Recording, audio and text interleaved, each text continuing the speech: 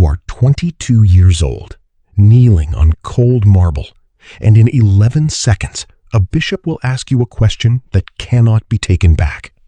Somewhere above you, in a locked chapel you cannot yet enter, sits the chair that swallows the men who reach it whole. Tonight, you begin the longest climb in the world. Almost no one finishes it. Level 1. The Calling. You're not famous. You're not rich. You're a young man from an ordinary town who felt something he couldn't explain and couldn't ignore. It didn't arrive like lightning. It arrived slowly, over years, in the space between an ordinary Sunday Mass and the drive home afterward. A quiet pull you tried to talk yourself out of more than once. You had other plans, a different life sketched out in your head, a job, maybe a wife, a future that looked like everyone else's. But the pull didn't leave. It got louder in the silence, and eventually you stopped running from it and started asking what it wanted from you. Tonight, you walk through the doors of a priest school for the first time, and the life you knew ends here. What replaces it will take decades, cost you everything ordinary men keep, and offer in return the strangest kind of power on earth. Somewhere far above the door you're about to walk through sits a chair that only one man in the world sits in at a time, and every man who has ever sat in it once stood exactly where you're standing now, unsure, unfinished, and completely unaware of how far this road actually goes. This is the journey. Let's begin it. Level 2. The Trainee Priest. The door closes behind you, and the silence hits first. No phone buzzing, no noise from a television down the hall, just stone corridors, the smell of old wood polish, and a headmaster who looks at you like he's already trying to decide if you'll last. You won't understand until later that this moment, the first night, is the quiet test everyone forgets to warn you about. Not the theology, not the Latin, the silence. For the next 6 to 8 years, this becomes your world. Philosophy first, then theology, layered on top of a schedule built to strip away illusions. You wake before sunrise. You pray the liturgy of the hours, whether you feel like praying or not. You sit in classrooms studying Aristotle and Aquinas, and you sit in chapels doing something far harder, understanding yourself. Here's what nobody tells you before you arrive. Most men who enter a priest school never become priests. Some leave in the first year, overwhelmed. Some leave in the 4th, realizing a life without marriage isn't a phase, it's permanent, and permanent is heavier than it sounded in a Sunday sermon. Some are asked to leave by the headmaster himself, quietly, in an office that always smells like coffee and disappointment. You watch it happen to men you shared meals with. One week they're beside you in chapel, the next their room is empty, and no one explains why. A friend you'd studied alongside for 3 years, a man who made you laugh during the hardest exam weeks, leaves on a Tuesday morning without saying goodbye, because he can't find the words either. You learn early that this journey eliminates people constantly, and it will keep eliminating them at every single level for the rest of your life. There are nights you lie awake wondering if you're next. Nights the silence stops feeling holy and starts feeling like a verdict. You call home once just to hear a familiar voice, and you don't tell your mother how close you came to quitting that week. You never do. You stay, not because it's easy, it isn't, but because the thing you felt in that first ordinary town hasn't left you. If anything, it's gotten louder. In your final year, you're given a new title, Deacon. One last stop before priesthood. It sounds small. It is not small. It's the first step that can never be unclimbed. Level 3, the Deacon. You kneel in a cathedral you've dreamed about kneeling in for 6 years, and the bishop places his hands on your head. In that instant, canon law changes what you are. You are no longer a layman preparing for ministry. You are ordained clergy. There is no going back to who you were an hour ago. As a deacon, you can now baptize, You can witness marriages. You can preach at Mass, proclaim the gospel, assist at the altar. You are close to the priesthood you've spent nearly a decade preparing for. But you are not there yet. And the Church makes you wait on purpose, so you feel the weight of what's coming before it arrives. This period is usually brief, sometimes less than a year, but it does something permanent to you.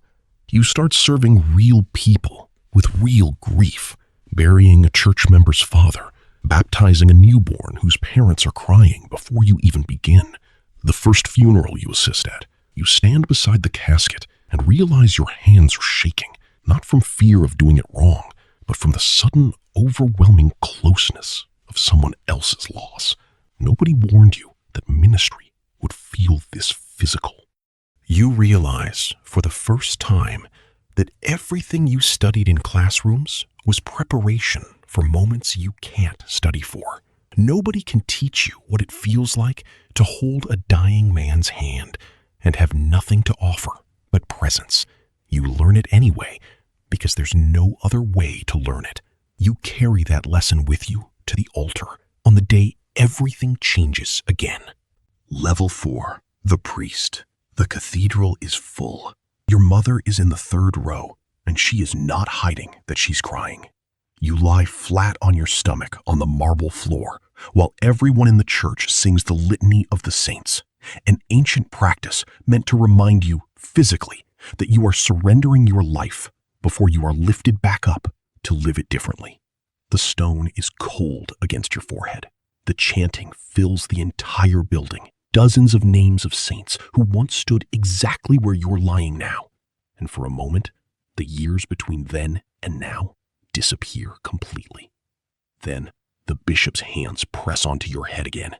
And this time, when you rise, you are a priest. You can now do the one thing a deacon cannot: turn the bread and wine into the body and blood of Christ at Mass, hear confessions, bless the sick and the dying with holy oil.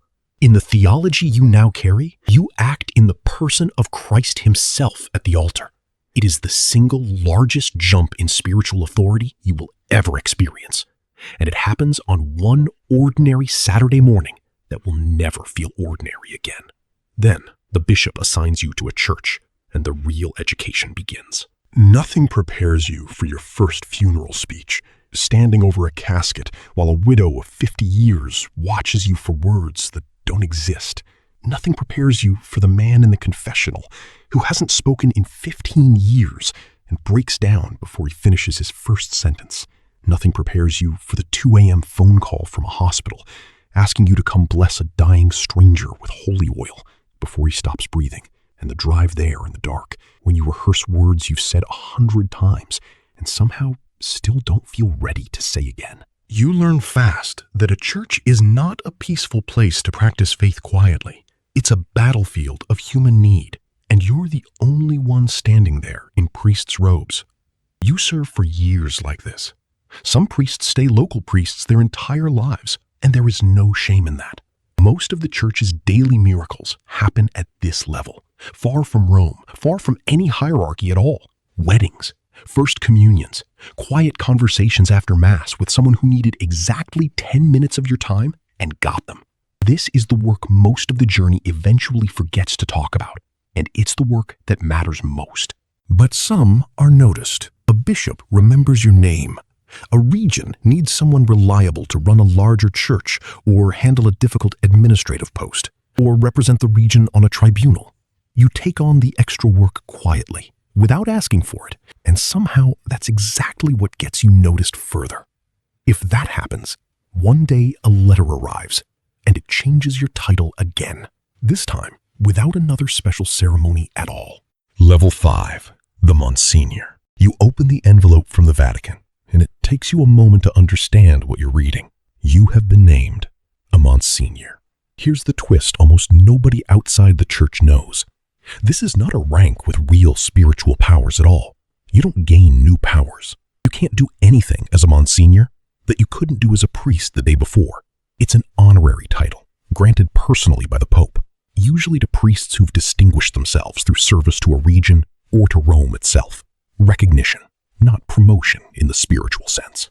But it changes something anyway. People treat you differently the moment Monsignor replaces Father in front of your name. Some of your old friends from the preschool joke that you've gone up in the world. A few say it without much of a joke in their voice at all, and you notice the distance that starts to creep into conversations you used to have easily.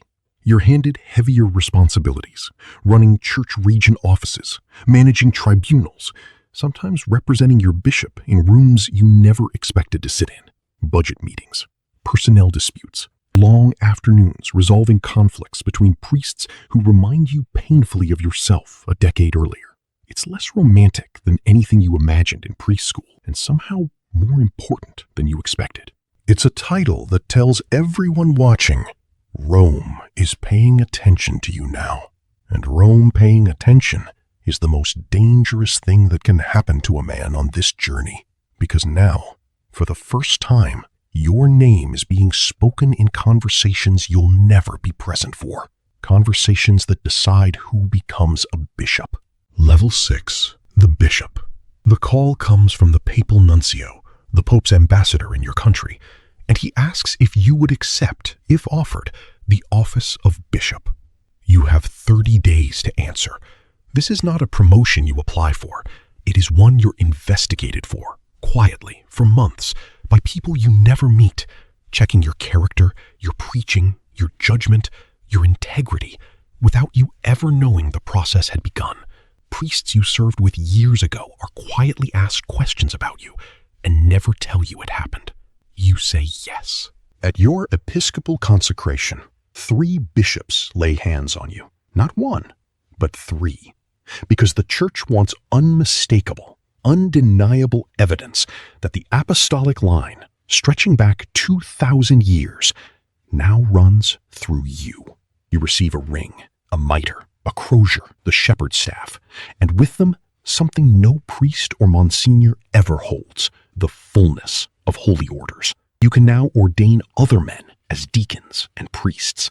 You are, in the truest theological sense the Church recognizes, a successor to the apostles. And now, the weight becomes unbearable in a new way.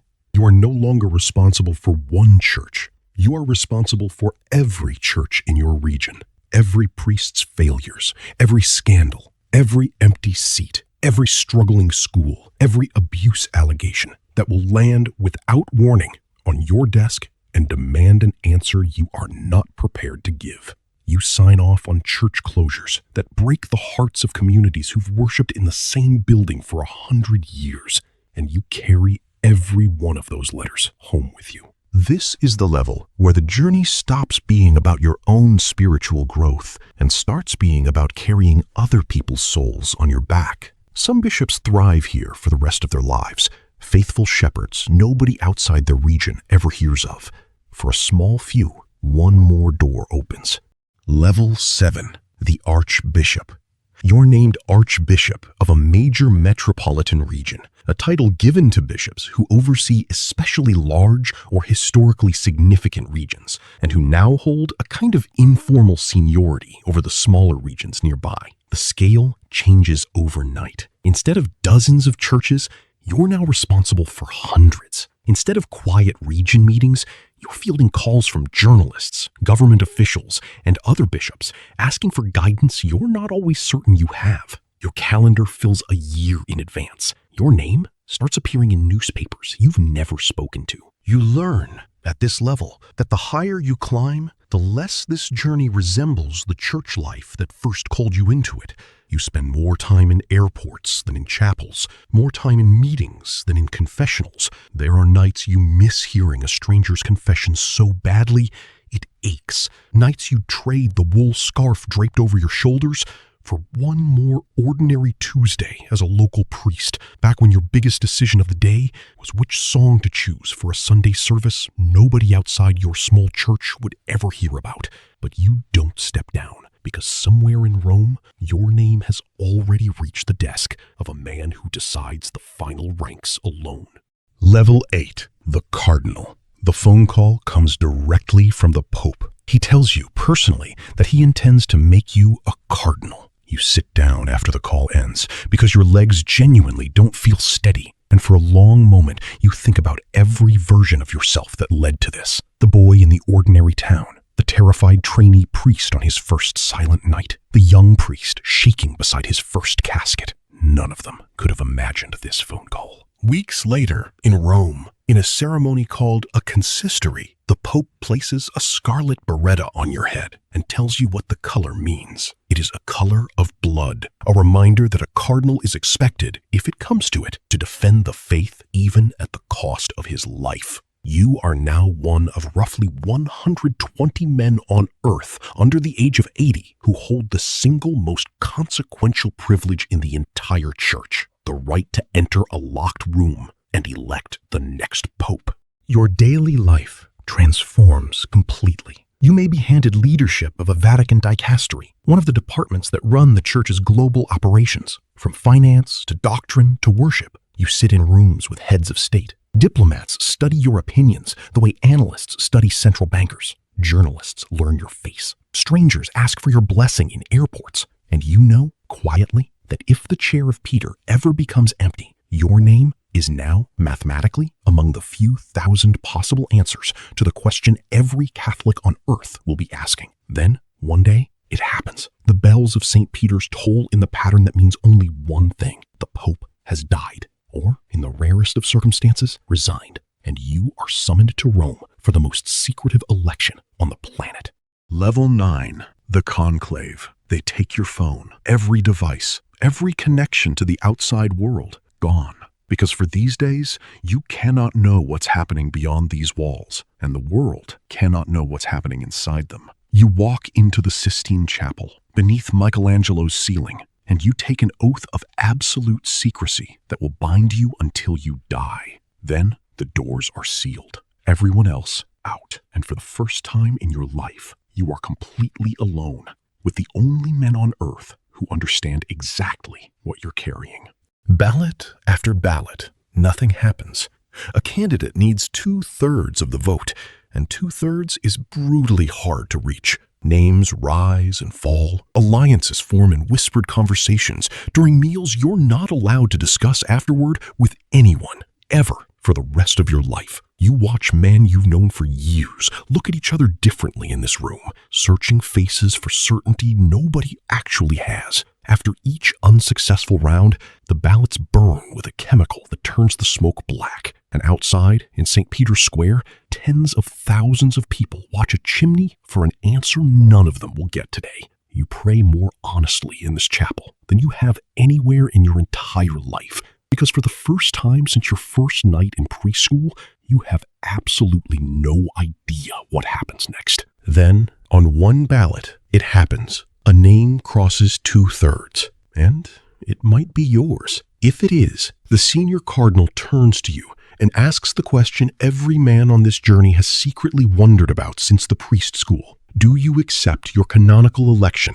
as supreme pontiff? You are given seconds to answer, and in those seconds, every level you have ever climbed collapses into a single moment. The silent first night in priest school, lying flat on that cold marble floor, the bishop's hands, the scarlet biretta, all of it was leading here to one word. You say yes. Level 10, the Pope.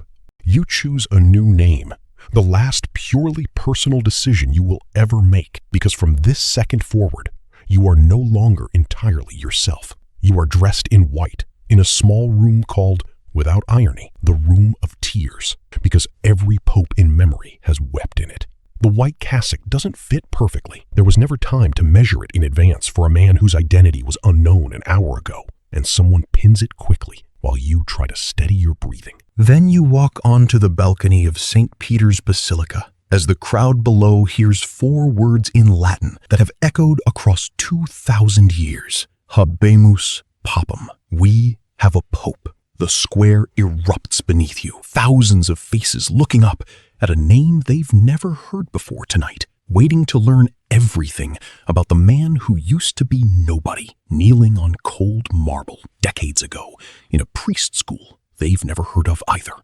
You are now the Bishop of Rome, successor to St. Peter, sovereign of Vatican City. the smallest country on earth, and in matters of faith and morals defined formally under specific, rare conditions, a man the Church holds to be protected from error. You will never again walk anywhere without security. You will never again eat a meal that wasn't tasted for safety. You will never again have an unscheduled hour, an unrecorded conversation, or a truly private thought that doesn't eventually become historical record. You will live, most likely, until the job kills you, or, in the rarest case, in 600 years, until you find, like one man before you in living memory, the courage to resign.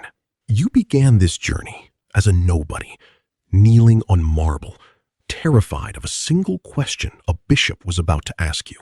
You end it standing above the largest crowd on the planet, having just answered the only question left to ask. Level 11, the legacy. Strip away the titles, the robes, the scarlet and the white, and what's left is one simple, brutal fact. This entire journey was never really about power. Every single rank, deacon, priest, Monsignor, bishop, archbishop, cardinal, pope, asked you to give something up before it gave you anything back. Your old name, your privacy, your right to walk away, even at the very top, your own face, now printed on more coins, stamps, and front pages than almost any human being alive. That first night in the priest school, the silence felt like loss. Standing on that balcony decades later, you finally understand what it actually was. It was room being made for a life that was never going to be yours alone.